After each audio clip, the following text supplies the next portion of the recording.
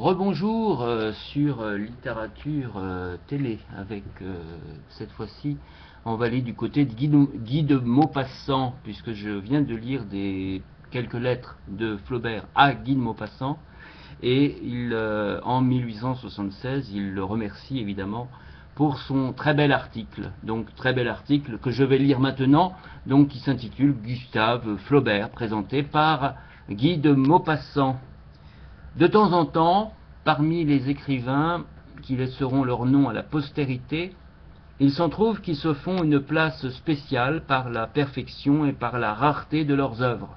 D'autres, à côté, produisent abondamment, mêlant le rare au banal, les choses trouvées aux choses communes, et forçant le critique et le lecteur à un travail considérable pour démêler ce qui doit rester de ce qui doit disparaître. Mais eux, par un enfantement laborieux et patient, produisent une œuvre absolue, parfaite, dans l'ensemble et dans les détails. Et si tous les ouvrages de ces auteurs n'obtiennent pas auprès du public un succès absolument égal, il y a toujours au moins un de leurs livres qui reste dans l'histoire des lettres avec l'étiquette de chef-d'œuvre, comme ces tableaux des grands maîtres qu'on place au Louvre dans le Salon Carré. Monsieur Gustave Flaubert n'a encore produit que 4 livres et tous resteront. Il se peut qu'un seul soit qualifié de chef-d'œuvre et cependant les autres ne l'auront certes pas moins mérité que celui-là. Tout le monde a lu Madame Bovary, Salammbô, L'éducation sentimentale et La tentation de Saint-Antoine. Tous les journaux ont fait si souvent l'analyse de ces ouvrages que je n'ai point l'intention de la recommencer. Je veux parler d'une manière générale de l'œuvre de M. Flaubert et y chercher des choses que tout le public n'y a peut-être pas vues jusqu'à présent. Les gens qui jugent tout sans rien savoir et qui s'empressent, aussitôt que vient de paraître un livre d'un genre nouveau et inconnu, d'y attacher comme une pancarte la bêtise de leur jugement qu'ils croient être éternel, ont proclamé bien haut à l'apparition de Madame Bovary que M. Flaubert était un réaliste, ce qui, dans leur esprit, signifiait matérialiste. Depuis, il a publié Salammbô, un poème antique, et Saint-Antoine, une quintessence des philosophies. Cela ne fait rien. Des journalistes compétents l'avaient baptisé matérialiste, et matérialiste il est resté pour les cerveaux rudimentaires des gens bien pensants. Ce n'est point ici la place de faire l'histoire du roman moderne et d'expliquer toutes les causes de l'émotion profonde soulevée par l'apparition du premier livre de M. Flaubert. Il me suffira de faire ressortir la plus importante. Depuis l'origine des temps, le public français buvait avec délice l'onctueux sirop des romans invraisemblables. Il aimait les héros et les héroïnes et les choses qu'on ne voit jamais dans la vie, pour l'unique raison qu'elles sont irréalisables. On appelait les auteurs de ces livres des idéalistes, simplement parce qu'ils se tenaient toujours à des distances incommensurables des choses possibles, réelles, matérielles. Quant à des idées, ils en avaient peut-être encore moins que leurs lecteurs. Balzac est venu, et c'est à peine si on y a fait attention dans le commencement. C'était pourtant un innovateur, étrangement puissant et fertile, et un des maîtres de l'avenir, écrivain imparfait, sans doute gêné par la phrase, mais inventeur de personnages immortels, qu'il faisait mouvoir comme dans un grossissement d'optique, les rendant par cela même plus frappants et en quelque sorte plus vrais que la réalité. Madame Bovary paraît, et voilà tout le monde bouleversé. Pourquoi ? Parce que M. Flaubert est un idéaliste, mais aussi et surtout un artiste, et que son livre était cependant un livre vrai, parce que le lecteur, sans s'en rendre compte, sans savoir, sans comprendre, a subi la toute-puissante influence du style, l'illumination de l'art qui éclaire toutes les pages de ce livre. En effet, la première qualité de M. Flaubert, qui pour moi éclate aux yeux dès qu'on ouvre un de ses ouvrages, c'est la forme. Cette chose si rare chez les écrivains et si inaperçue du public, je dis inaperçue, mais sa force irrésistible domine et pénètre ceux qui y croient le moins, comme la chaleur du soleil échauffe un aveugle qui n'en voit cependant point la lumière.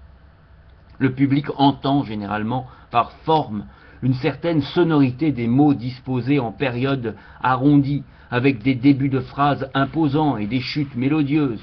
Aussi ne s'est-il presque jamais douté de l'art immense enfermé dans les livres de M. Flaubert. Chez lui, la forme, c'est l'œuvre elle-même.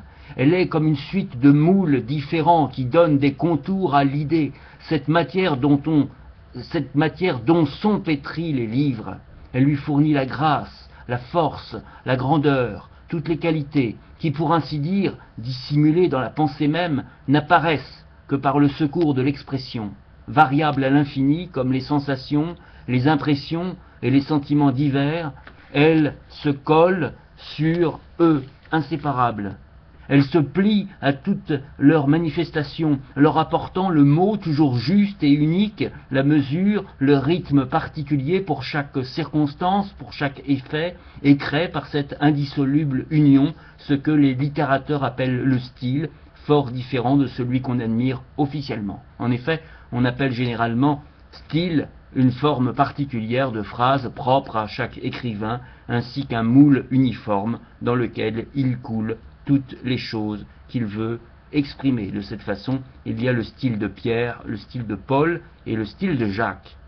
Flaubert n'a point son style, mais il a le style, c'est-à-dire que les expressions et la composition qu'il emploie pour formuler une pensée quelconque sont toujours celles qui conviennent absolument à cette pensée, son tempérament se manifestant par la justesse et non par la singularité du mot.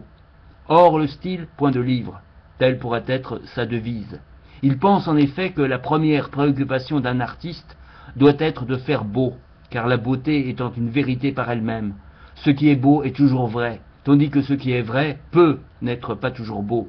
Et par beau, je n'entends point le beau moral, les nobles sentiments, mais le beau plastique, le seul que connaissent les artistes. Une chose très laide et répugnante peut, grâce à son interprète, revêtir une beauté indépendante d'elle-même, tandis que la pensée la plus vraie et la plus belle disparaît fatalement dans les laideurs d'une phrase mal faite.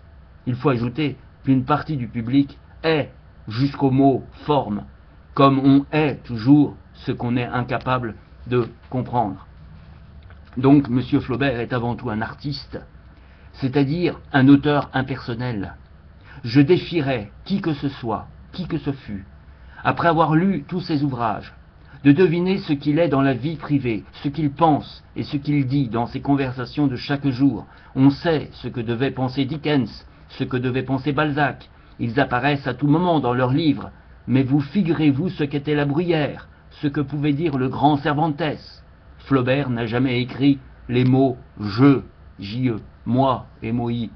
Il ne vient jamais causer avec le public au milieu d'un livre, ou le saluer à la fin comme un acteur sur la scène.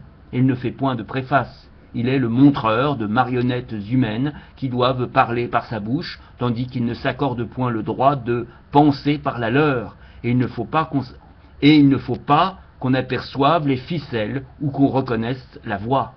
Fils d'Apulée, fils de Rabelais, fils de la Bruyère, fils de Cervantes, frère de Gautier. Il a bien moins de parenté avec Balzac, quoi qu'on en ait dit, et encore moins avec le philosophe Stendhal. Flaubert est l'écrivain de l'art difficile, simple et compliqué en même temps, compliqué par la composition savante, travaillée, qui donne à ses œuvres un caractère frappant d'immutabilité, simple dans l'apparence, tellement simple et naturel qu'un bourgeois, avec l'idée qu'il se fait du style, ne pourra jamais s'écrier en le lisant « Voilà, ma foi, des phrases bien tournées ». Il devine juste comme Balzac. Il devine juste comme Balzac.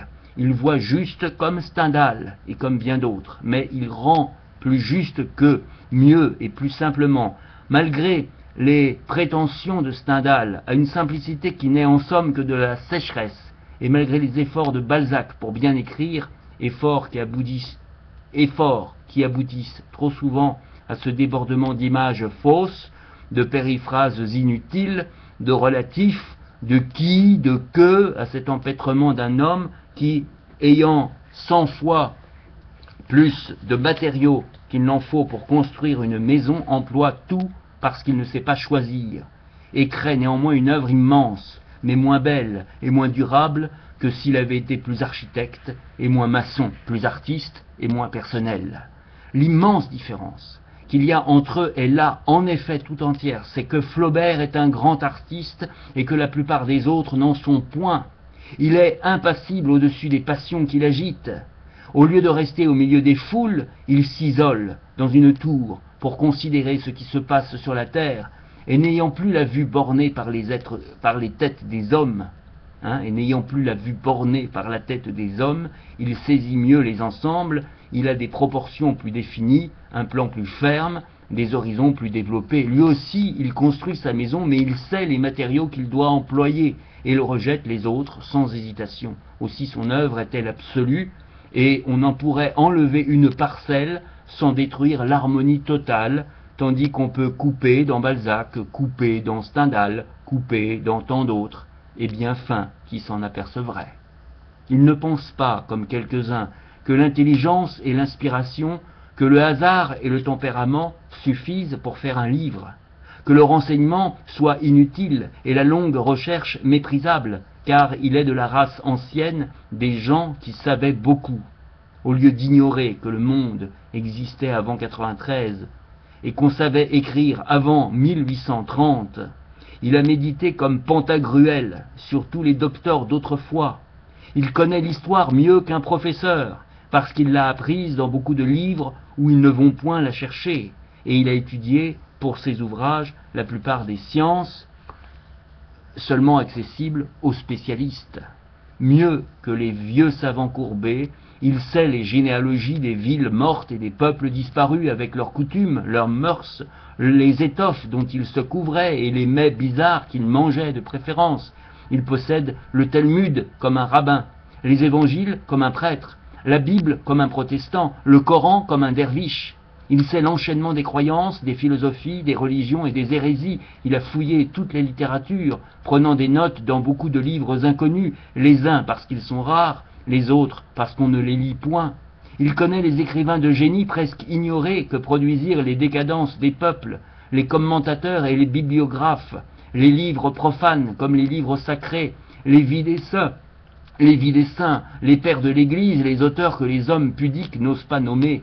Il a rassemblé pour nous les communiquer dans quelques jours d'indignation et de colère, un volume entier fait avec les fautes des écrivains sans style, les barbarismes des grammairiens, les erreurs des faux savants, toutes les vanités et tous les ridicules qui passèrent inaperçus et dont il soufflettera le monde. Les journalistes ne connaissent pas sa figure. Ils trouvent que c'est assez de livrer ses écrits au public, et il a toujours tenu sa personne bien loin des popularités, dédaignant la publicité bruyante des feuilles répandues, les réclames officieuses et les exhibitions de photographies aux vitrines des marchands de tabac, à côté d'un criminel fameux, d'un prince quelconque et d'une fille célèbre. Il n'est guère accessible qu'à un petit nombre d'amis, hommes de lettres dont il est aimé comme on ne l'est jamais d'un confrère et comme on l'est rarement d'un parent, car il soulève autour de lui les affections profondes. Mais comme il ne livre pas sa personne aux curiosités des foules, avide de regarder aux vitres des hommes connus comme à la cage d'un animal curieux, des légendes circulent autour de sa maison, et il se peut que, chez quelques-uns de ses concitoyens, on l'accuse sérieusement d'avoir mangé du bourgeois, ce qui serait dans tous les cas aussi vrai que le fameux dîner de charcuterie chez Sainte-Beuve, un vendredi saint, dîner qui, sous la plume de journalistes bien informés, mais surtout bien inspirés, a fini par devenir une intolérable scie. Enfin, pour contenter les gens qui veulent toujours avoir des détails particuliers, je leur dirais qu'il boit, mange et fume absolument comme eux, qu'il est de haute taille, et que lorsqu'il se promène avec son grand ami Ivan Tourguenieff, ils ont l'air d'une paire de géants. Voilà, c'était donc Guy de Maupassant présentant Gustave Flaubert. Gustave Flaubert qui dira donc le 25 octobre 1876 « Merci pour votre article, mon cher ami, vous m'avez traité avec une tendresse filiale. Ma nièce est enthousiasmée de votre œuvre, elle trouve que c'est ce qu'on écrit de mieux sur son oncle. Moi je le pense, mais je n'ose pas le dire, seulement le Talmud est de trop, je ne suis pas si fort que ça. » Voilà, etc. C'était évidemment une version chamrounesque où on met deux textes qui n'ont a priori rien à voir l'un avec l'autre, ou en tout cas aucune anthologie ne les présente ensemble, et donc là c'est l'occasion sur Chamrou Télé de les mettre ensemble, un peu en parallèle, et de les entendre, d'entendre ainsi les deux voix de Flaubert et de Guy de Maupassant. À bientôt évidemment sur Littérature Télé.